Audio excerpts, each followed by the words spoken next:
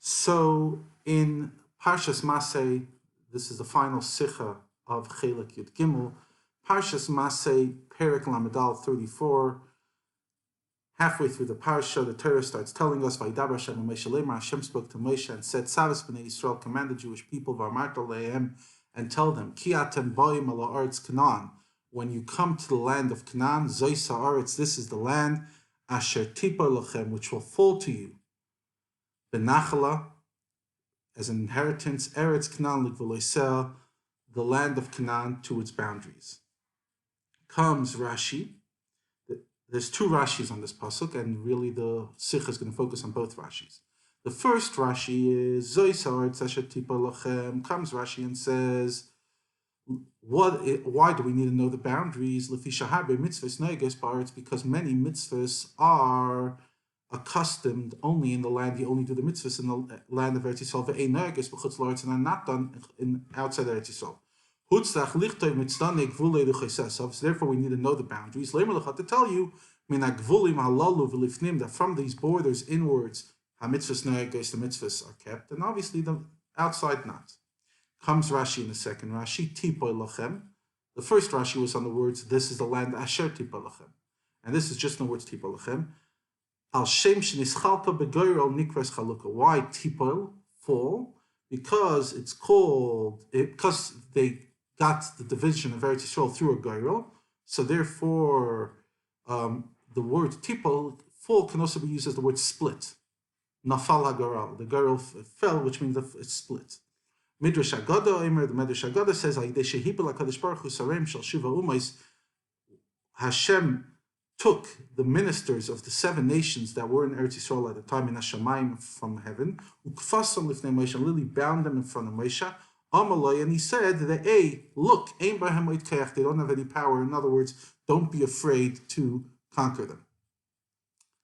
The question you have to ask is, first of all, how does Rashi know that the reason why we have to know the boundaries is because to know which mitzvahs are done where? Maybe it's just to tell us how to conquer the land, where we're going to conquer. Also, why is Rashi coming with 2 different interpretations on the word tipol? And that second interpretation, that Hashem took 7 angels from heaven, is so out of Pshutei Shel Mikra, it's so out of the simple reading of the text. And also the length of Rashi. In the first Rashi, he goes, these mitzvahs are in Eretz Yisrael and not in Chutz La'aretz, etc., very wordy. And the question is, what's Rashi ultimately here to say? So this Sikha is a combination of 2 farbringings the Rebbe had on Shabbos Parshas Massei, one in Chavav 1966, and one in Tafshin Lamed 1970. And the Rebbe says like this: if all Hashem wanted, if all the pasuk was there to tell us is that we should know what to conquer, then the question is, why are we telling it to Moshe, not to Yeshua? Moshe's not the one taking them in. By now, already from Parshas Chukas, we know we're not taking them in. And also, what's the words Tipoy Lachem, that the land will fall to you? Why is that relevant? Why is he telling you how it's going to come to you?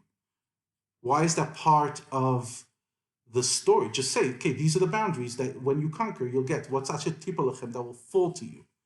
Why is that important? Why is it important to know that's going to come through HaKadosh Baruch Hu, etc.?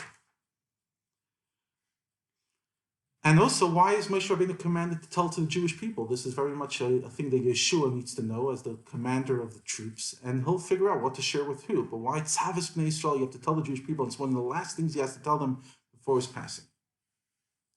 And therefore, Rashi comes to the answer that what's Moshe Rabbeinu's role? Moshe Torah Tzivalanu Moshe, Marash Telas Yaakov. Moshe is the one that teaches us Torah.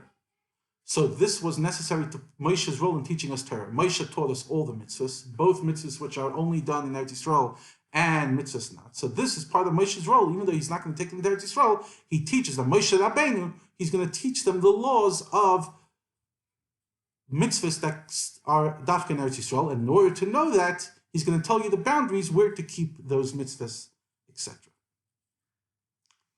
Now you have to, the question still asked, Hare Gam Eretz Ever Canaan, the east of Israel, the land where the Uvain, Gad, and half of Menashe conquered, also becomes somewhat part of Eretz Yisrael. So why don't we have to know those exact boundaries as well?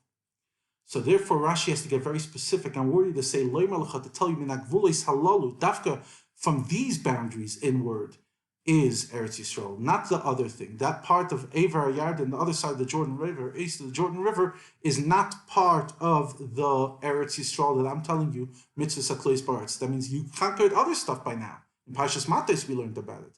They conquered certain lands. And over here, the Torah is coming to tell you, this is the boundaries where it ends, and we're not referring to the part outside. Now we could also see the second Rashi, why he says Tipa Lechem. So he comes and explains two interesting answers. One that was by a girl, and the other one with the interesting Midrash. According to what we said in Rashi, that the reason that we're telling us the pasuk is to tell the boundaries, telling you where mitzvahs are kept and where not. And how did you learn that? How do you know that that's what the pasuk is coming to tell you? One of the proofs, other than the fact that why would Hashem tell it to Moshe, not Yeshua, was the words Asher Tipa Lachem, that it's coming from Hashem. So therefore, the lesson Asher Tipa Lachem is telling you that this land's coming from Hashem, and therefore there's an extra holiness, and you have to do mitzvahs. So then if it's coming from Hashem, then why are we using the word Tipa? It should be Aliyah. Asher Takum. When Avram received Maris Machpelah, Vayakum, he picked it up, he upgraded it. Tipo sounds like a downgrade. And to answer this comes Rashi and says, no, it's not a downgrade. Asher Tipo literally means from a girl.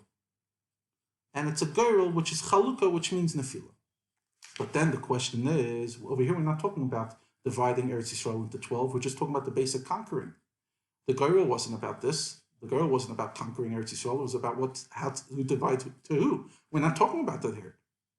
So therefore comes a Rashi and brings a Midrash Agada that the Eibishter brought the 7 ministers from heaven and bound them. But because it's so not Pshuti Shal Mikra, it's so not the simple reading of the text, it stays as a second pshat, and the first pshat is the main one.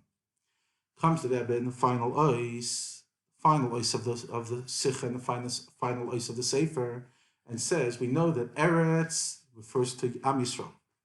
Zois ha'aretz asher tipa lachem refers to the neshama coming from a high place and coming into this world when we're born.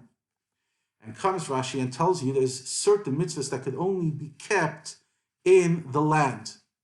In other words, there's certain mitzvahs that can only be kept when we come into this eretz, when neshama b'guf, when we're in this body, and we can make a der b'tachtonim, even though it's not the same level that we were before. But over here, we can actually fill our intention. So why nefila? Why the lashon nafal? And comes Rashi and tells you that it's a goyrel. What's the hint? That by the neshama coming down here into the body, and the level of love and awe that the neshama has for Hashem in this world is much less compared to before. So it really feels like nefila that it fell. But you come to goyrel, you come to the highest level, the level beyond logic, as is explained often in Chassidus, especially regarding the Purim Maimarim, that you reach a level l'mayla mitam v'das. So tipol, but you reach the level of goyrel. And the second interpretation of Rashi is that Hashem literally binds the 7 ministers. This tells you that when you keep the mitzvahs that were here, and we do it in a way beyond logic, in other words, with absolute Kabbalah Sol and Mesiras Nefesh, Hashem binds away and literally locks up all those things that will disturb us. And then we're able to do our job of Der B'Tachtonim, and the whole world will then be like Eretz Yisrael, as it says, Asida Eretz Yisrael Shedispasha B'Chol Elam Kulei, the entire world will become Eretz Yisrael, and may it be taken from Yad Mamish